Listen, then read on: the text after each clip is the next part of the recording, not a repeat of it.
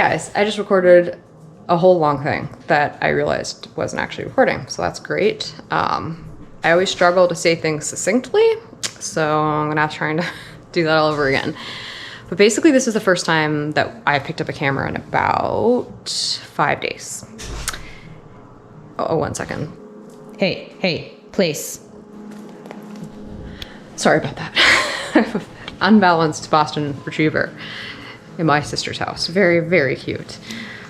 But haven't picked up the camera because we got some unexpected news that generally wasn't good. So, my breast cancer surgeon called me 5 days ago, which was 5 days after the mastectomy, to let us know that they found DCIS in my right breast, which they did not find in my mammogram. So essentially I was undiagnosed in the right, but had elected to do the mastectomy, which was the right choice because they found DCIS in the right. They also found 2 tumors in my left breast, which means that the DCIS diagnosis was actually invasive. It's basically the cancer moved out of the duct. The cancer moving out of the duct is significant. When I left the boat, I left the boat ready to go cruising after I recovered from a mastectomy. And now, that might not be the case. There's been a pretty big transformation for me personally. I'm more focused on my life. And so the past 6 days have been hard for that reason. This is gonna be your 1,900 pills. Feeling pretty good and just unpacking my hospital bag that I had packed just in case, and just trying to get organized because Bill has to get up. We got to get up like every couple hours. This is our little hill station.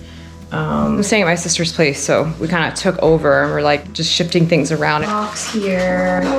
And my sweet sister is out in the living room sleeping on the couch. So yeah, got my essentials, lip balms, lotions, chocolates, water. Will's got his wine. Do you need more wine, dear? Yeah. Okay. Who had surgery today, you or me? Yeah, who had surgery? This is muscle relaxer. Yeah. Please. Okay. And then antibiotic, would you take? No. But, oh, right. I think that's, so then you're good for 7. I'm not in much pain right now because of the nerve blocks, but I need help to keep track of it all, as we've been warned to take meds timely and stay ahead of the pain. Well, now the beginning of the end. Yeah. Turns out it's not quite the beginning of the end, but it's definitely the beginning of something. Oh, this is from Christina. Yeah, remember you have a magic one on the boat from when we saw her in Canada. These are our good friends that we cruised with years ago. And I'm just like having a moment right now. It's the day after surgery and I just woke up. It's 10:30. I got all these sweet little things. We cruised with Big Bear for many years. I actually met him my first year when I was soloing in Annapolis. And then we hung out in the Bahamas and Canada. So we went around to ICW a lot together. And they actually just bought like part of an island and building an off-grid house in BC. Big Bear's real name is Brian, but we call him Big Bear. His boat name. It's his boat name.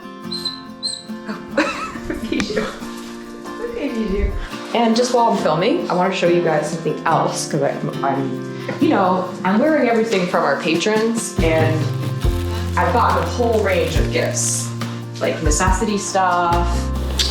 I'm gonna put her in the front, and it's got the pockets for the drains. Cute little dress, my sloth sock from Marissa, and I've also gotten some stuff that I'm gonna have like forever, like this prayer shawl. That a lovely woman handmade this for me, and I was on her prayer list. I'm feeling pretty good. Overnight was good. Took my meds every 4 hours, did my drains, and it's kind of like overnight passage. Like we just set alarms every 4 hours, woke up, did some stuff. And I would say managed the pain level. Yeah, my pain right now is maybe a 3.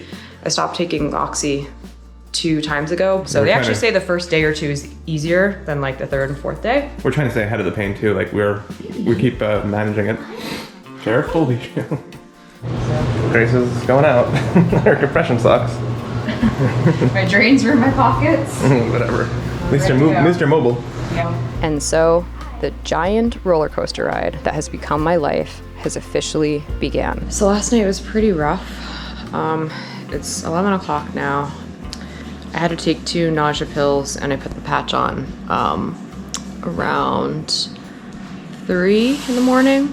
I also have been experiencing a lot of sleeplessness. So that came on, I guess the first night a little bit, and now the second night was really dramatic. I think my watch says I got 3 hours of sleep. Yeah. Anyway, we're gonna do my drains now. Every 4 hours, Bill and I empty my drains. I have 2 holes underneath my breasts where tubes empty fluid into plastic drains that require regular emptying to avoid blocking the fluid from exiting my body. They have to be measured and recorded so we can track the levels. And I have to remember to carefully sanitize each drain before replacing them in order to avoid bacteria from entering the tubes and potentially my body. And the flowers keep pouring in. I got another bouquet today from Jeff and Cameron. And I got these the other day from Brooke and Gary, and they also just sent me a whole box of stuff that are so sweet. I'm totally in shock. Brooke got me my espresso beans that I love, my chocolate coffee beans and book and tea. We're just so lucky. So it is day 5? 4. 4. Fridays, Saturday, Sunday, Monday to Tuesday. Yeah. Day 4. And I'm feeling much better actually today. The only thing is I haven't been able to sleep still. We set up an appointment for Thursday. We thought we were gonna maybe get my drains out, but we've been doing some research and it's not looking like it's probably gonna happen. Too much fluid's coming out. Yeah, I'm still collecting a lot of fluids. And another thing in full disclosure is I have not showered since before the surgery. And I'm going to attempt to do that today. I just haven't felt, I've been very dizzy, and now that we're 4 days in and we have so many more days to go, we're like, wow, like those so 4 days, the 4 days went slow. I think that's what I was not expecting. I thought I would just be a zombie and be so out of it I wouldn't even remember the first week. But like the last 4 days have felt like, and maybe it's because I'm not sleeping, so I've been up a lot. Yeah, it felt long though. But it's felt really long. So yeah. Need help? What do you want? Do you want something? What do you want to do? Do you know? You don't know what you want to do. She's desperate to play. Can I help you? What do you need? She's trying to drink a beer. What do you need from my life? Who's that to a card? Gary's parents are a card. That's so nice. I'm blown away. This is from Gary's parents. We hung out with them in Puerto Vallarta. Yeah, we hung out with the Puerto Vallarta. Oh, I love the words too. Best wishes as you tackle this chapter in your life. Mermaids are legendary and you will be out there among them again soon. That's cute. Well, I never did take that shower yesterday. I just was feeling not good. And today I'm feeling the worst actually that I've felt since this whole thing started. And that is because of my stomach.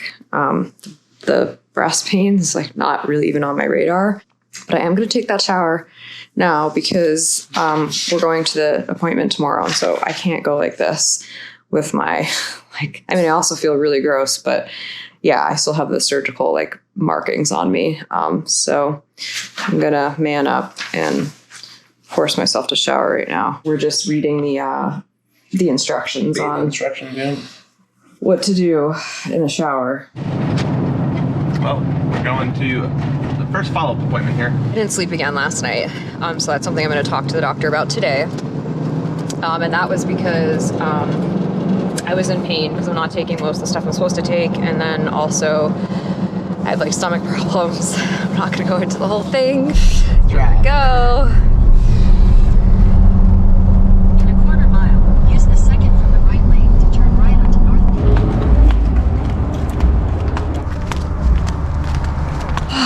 Okay, we just got back from the doctor and have some surprising news. My right nipple doesn't look great, and my cosmetic surgeon recommended doing hyperbaric pressure treatments, which I'm looking into doing. Stimulate the blood flow.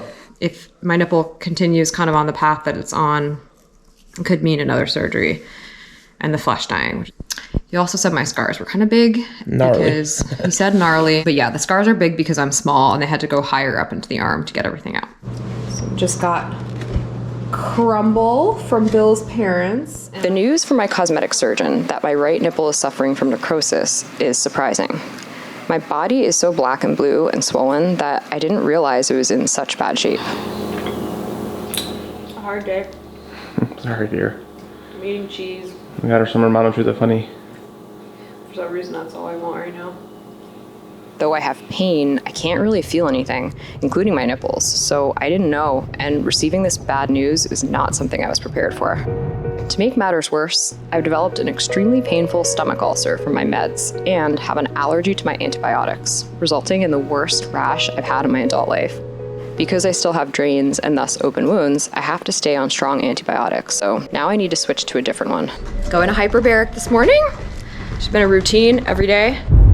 I was able to begin hyperbaric treatment less than 2 days after my cosmetic surgeon recommended it to help reverse my tissue damage.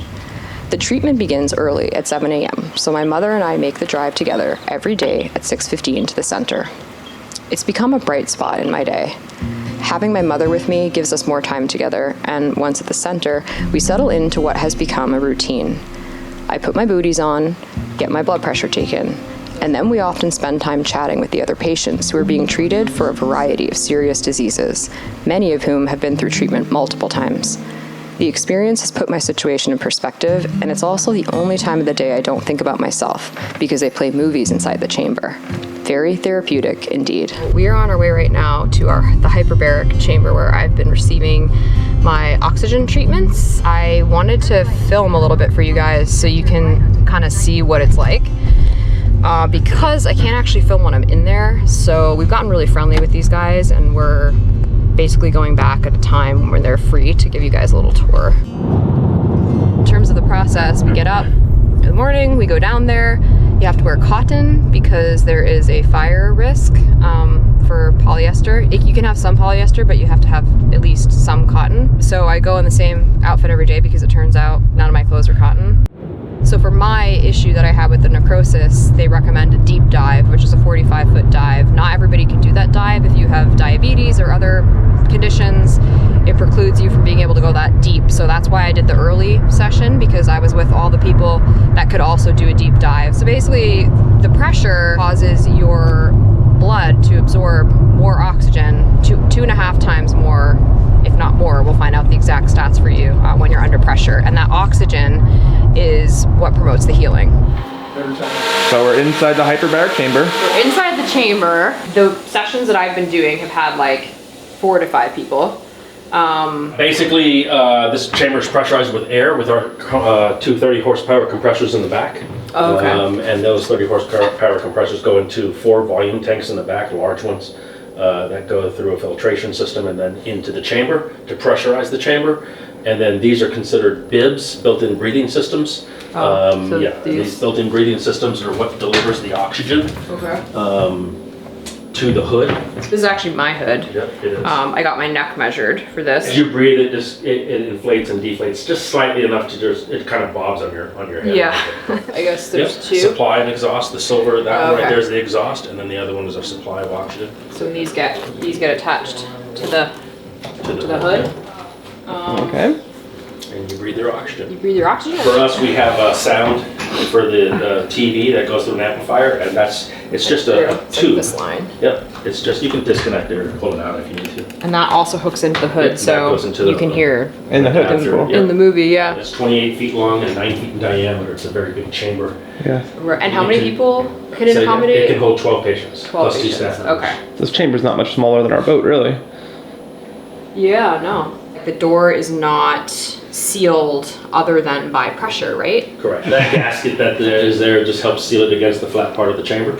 So it's got straight in here, yep. Pressure's actually what keeps it So you're sealed. squeezing it shut rather than mechanically fastening it. Okay. Well, I guess mechanically a little bit, but Which is what this is a hyperbaric chamber. A hypobaric chamber, the door would be on the opposite side oh, because it vacuums. It sucks. instead of pushing, it sucks. Instead of pushing, interesting. The only other door is this one. Yep, that hatch over there goes into the transfer chamber and it's held sealed the same way. Go like the workers go in and out through there if they need to while the session's going on. So if you want, go ahead and grab both sides of that. That's that.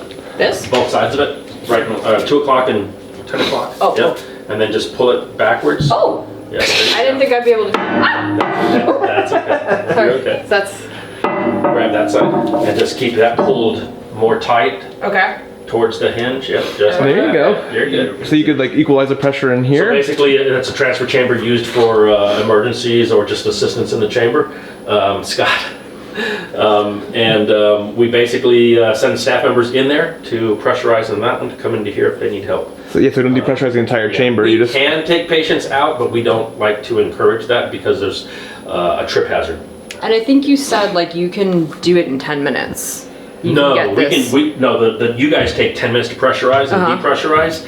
We can get down in a matter of seconds. Oh, To really? your depth, probably 20 Oh, seconds. okay, that's great. So in the case of an emergency. Yeah, an emergency. we That's can really get down fast. enough, exactly. Oh wow, So, I misunderstood Yeah, that. it just gets really hot in there really fast because you know how when you pressurize, Hmm. it's warm in here.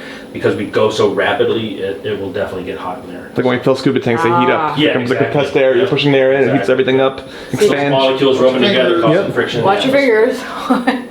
If I'm closing this right. About Pretty it, yeah. crazy. I guess that's about it. Good morning, guys. Real life. We are late for our 9 a.m. oncology appointment. Well, not late. We're like exactly on time. I actually feel a lot better. We had some good conversation. Bill still feeling some emotions. But yeah, this is like going to be a very intense information kind of session. So I feel good. Really hoping for some positive news on next steps. I kind of was thinking this morning when I was getting ready that I've gone through these stages of like finding something out, being emotional about it, and then kind of looking at it like a challenge, you know, like just kind of moving into the next mindset, like next step. So that's what I feel right now, which is really good. The news we got from our oncologist was not the good news we were hoping for, although more information from the lab is required before a treatment plan can be determined. We did learn more about what pathology found for my breast tissue and what that may mean down the line. The 2 tumors they found in the left, one is an extremely rare kind that's not that bad. The other one doesn't look so hot. They're both under the threshold that is used sometimes to determine whether someone should have chemotherapy or not, but that determination is made not just on tumor size, but it's made on a number of other factors that they still don't know. So right now, that tissue is being further analyzed because basically when you have a mastectomy, they take all of your breast tissue, they send it in for biopsy. One piece of great news is that it did not spread to my lymph nodes. I had 4 lymph nodes removed on my left side and 2 on my right. So that is great. The only problem is that the reason they do not like when cancer moves from point A to point B is that it moves through the bloodstream. And it only takes 1 cancer cell to go anywhere else in your body. And so the tests they're doing now are to figure out how aggressive of a type I have, exactly what type I have, a whole bunch of things. They're going to help them determine what my next step should be, which is going to be either, in the worst case, chemotherapy and hormone therapy. In the next best case, hormone therapy. And in the best case, nothing. Probably a rarer chance that that's going to happen at this point. I'm really I'm back in that grateful, like, thank God they found a place. When I was diagnosed with DCIS, ductal carcinoma in situ, in my left breast, I was given the option of doing a procedure called a lumpectomy to remove the bits of stage 0 cancer in my duct, or doing a mastectomy. Both were recommended to me as equally good choices because my imaging, which consisted of 2 mammograms, one of which was 3D, an ultrasound, and an MRI, showed nothing but the DCIS in my left duct.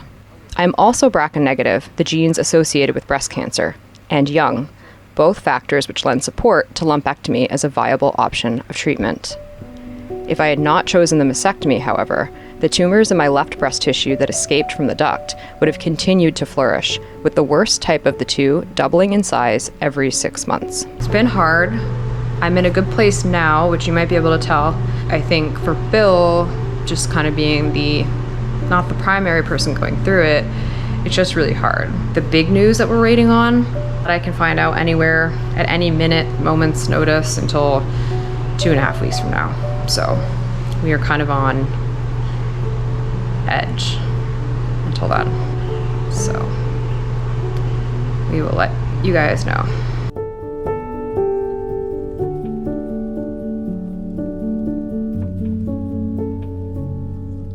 Well, I am back on Calico skies. Man, is it surreal.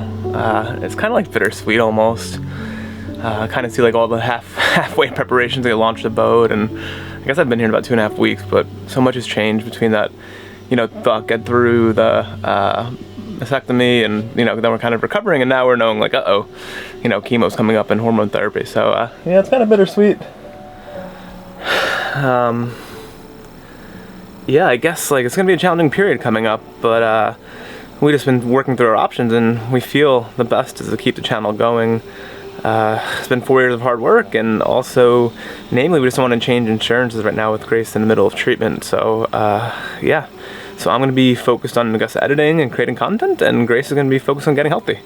And that's the biggest thing. My highest priority is getting her healthy and out of this. So yeah, I'm back. I'm gonna sit here and collect my thoughts for a little bit. It's kind of weird to be back, and I just came off the road, but it's fun to film my thoughts because it's just kind of, yeah, it's definitely a surreal moment here. Struggling to get the boat cleaned back up so we can move everything from the apartment to here. It's just kind of thrown up all over itself again. We're not really quite ready to move back in, but reality sort of dictates we have to, because now we have to get an apartment in the States most likely. I am trying to do that. Grace is up still with doctors in Arizona. Man, it'd be easier if she was here. She's good at this stuff. But I'm gonna be pushing through it.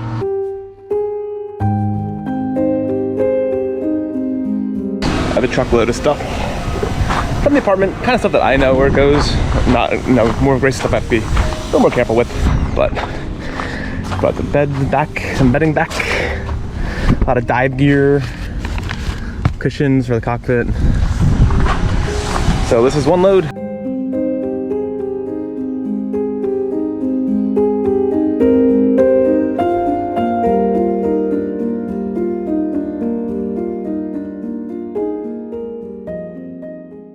Got another load of stuff here. Gotta put away. I don't even know where to start, but the cockpit's pretty nice. These nice cushions I'm sitting on, and nice shade. Nicely varnished. Stainless painted binnacle guard. Hi guys. Hola. We are back on Calico Skies, and we are going to be going live so we can share everything that has happened since this video went out.